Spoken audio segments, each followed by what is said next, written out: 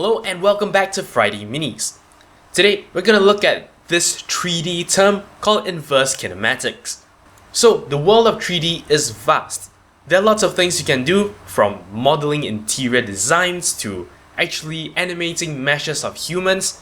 On this channel we've looked at the former a lot, so what we're going to do is we're actually going to look at the latter.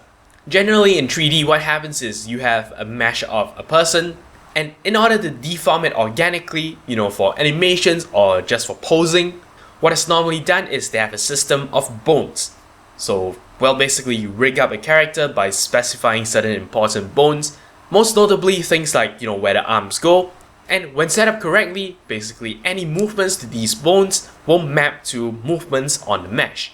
The idea, of course, is to make these movements easier to manage. You don't actually have to go in and modify the mesh every time you want to do some sort of animation.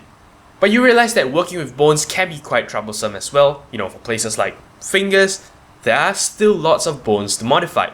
This is where inverse kinematics comes in. Now, to illustrate this, we're going to use a very simple example. Just, two bones that look like an arm shape, and we're going to just try to deform it. Essentially what we're going to do is we're going to go from this state, essentially entirely extend it, to sort of fold it in like this. The simplest, most basic way to do this will be to do two rotations. First a rotation like this, then a rotation like that.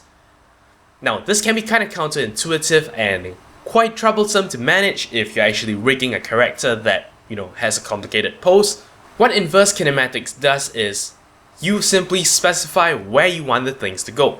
The system will do the math for you and decide where things need to bend to actually achieve the correct effect. So I have the system set up now for these two bones. Watch as I just drag the outer point in, and the actual bending at the joint happens by itself. And that is the power of inverse kinematics. Now, obviously it has its limitations. As you can see, once I get to certain points it starts glitching out kind of strangely. But in general, it is a good start, and when set up correctly, it can really help save a lot of time for animators. So yeah, I hope you learned something from this episode. That's basically all there is for today. Thank you very much for watching. You're watching 0612 TV. Hello, thanks so much for watching. I hope you enjoyed this video, and if you did, remember that I appreciate every like, favorite, and comment you give me.